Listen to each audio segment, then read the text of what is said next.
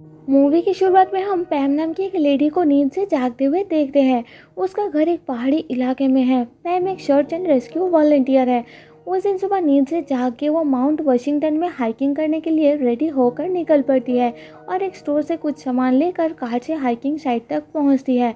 पैम वहाँ अपनी journey start करती है और ऊपर चढ़ते हुए एक जगह छोटी पत्थरों से स्लिप होकर गिर जाती है, पर वह बच जाती है। फिर एक जगह बैठ के अपनी सामान फिट कर रही होती है कि तभी उसे दूर पहाड़ से कुछ आवाज़ सुनाई देती है, पर वो उसे इग्नोर करके ऊपर की तरफ चढ़ती है और एक जगह बैठ के चाय पीते हुए चारों तरफ हो रही एक्टिविटीज़ को महसूस करती है और थोड़ी देर रेस्ट करने के बाद दोबारा निकल पड़ती है। वहाँ चारों तरफ बर्फ से ढका हुआ होता है और बर्फीली हवा बह रही होती है जो धीरे धीरे तूफान में बदल जाती है और पैम मुश्किल से आगे बढ़ती है। तभी उसे किसी का चिल्लाने का आवाज़ सुनाई देती है और वो अपने पास रखा बांसुरी बजाती है, पर उसे कोई रिप्लाई नहीं मिलता।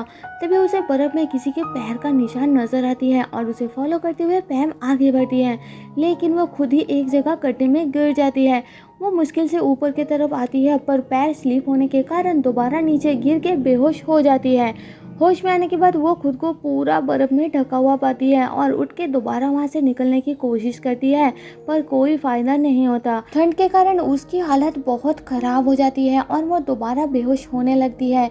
इस हालत में उसे अपनी बेटी का ख्याल आता है और इस बार वो हिम्मत करके पूरा कोशिश करती है और फाइनली उस गड्ढे से बाहर निकल जाती है। बाहर निकल के वो उस गड्ढे को पेड़ पौधों से ढक देती है ताकि कोई और ना उसमें गिर जाए। फिर वो आगे बढ़ती है और एक आदमी को ठंड में बिल्कुल जमा हुआ पाती है। वो आदमी कोई ठंड के कपड़े भी नहीं पहना था। उसे देख के ऐसा लग रहा था कि वो जानबूझ के वहाँ बैठा था।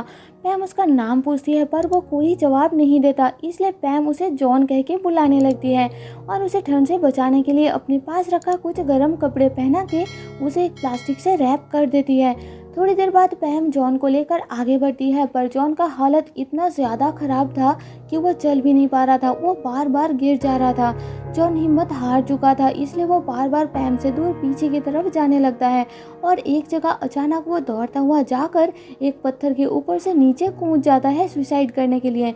पर वो मरता नहीं, उल्टा उसका एक पैर टूट जाती है, जिससे उसकी मुसीबत और बढ़ जाती है।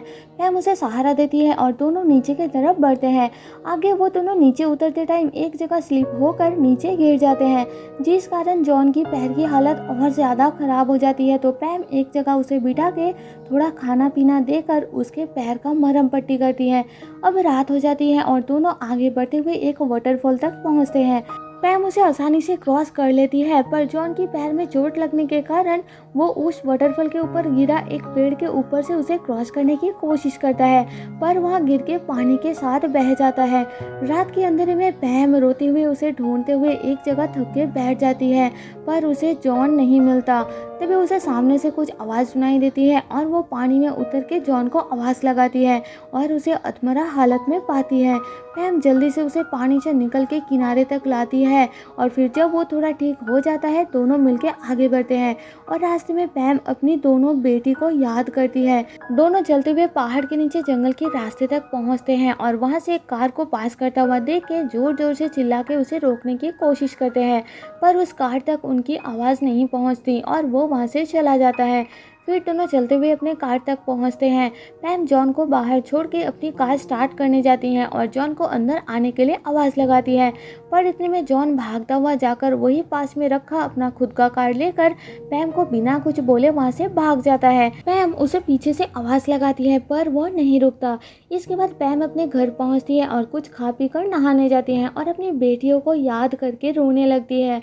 यहाँ हमें पता चलता है कि पैम की दोनों बेटी घर में कार्बन मोनोऑक्साइड गैस लीक होने की वजह से दम घुटने के कारण मारे गए थे। इसके बाद कुछ दिन बीत जाती है और एक दिन पैम से मिलने एक आदमी आता है। वो आदमी पैम को बताता है कि पास की एक रेस्टोरेंट में कोई उसका इंतजार कर रहा है। पैम वहाँ पहुँचती है और देखती है कि वहाँ जॉन बैठा हुआ है। फिर दोनों बातें करते हैं और जॉन इमोशनल होकर बताता है कि वो जानबूझ के उस पहाड़ में ठंड में बैठा था क्योंकि पिछले साल उसी माउंटेन में ठंड के कारण फ्रोजन होकर उसका लव्ड वन गुजर गई थी। जॉन उससे बहुत प्यार करता था, इसलिए बार बार वहाँ माउंटेन में उसे ढूंढने के लिए जाता था। एक दिन उसने ढूंढना बंद कर दिया और वही बैठ के अपनी आंखें क्लोज करके अपने प्यार के लिए इंतजार इंतज़ार करता रहा कि वो वापस आएगी और उसे आवाज़ देगी, पर बदले में पैम ने उसे आवाज़ दिया और उसे सुसाइड करने से बचाया। फिर पैम उसे अपनी बेटियों की मौत के बारे में बताती है और समझाती है कि वो भी जॉन की तरह कमज़ोर हो गई थी, मरना चाहती थी, पर उसने खुद को स्ट्रॉन्ग बनाया और अब अकेले जी रही है। एंड में हमें पता चलता है कि पैम ने बाद में 4 बच्चों को पाला पोसा बड़ा किया और 67 की उम्र में वो न्यू हैम्पशायर को छोड़कर वेस्टर्न यूएसए की अलग अलग नेशनल पार्क में पेट्रोल वॉलंटियर करने के लिए गई।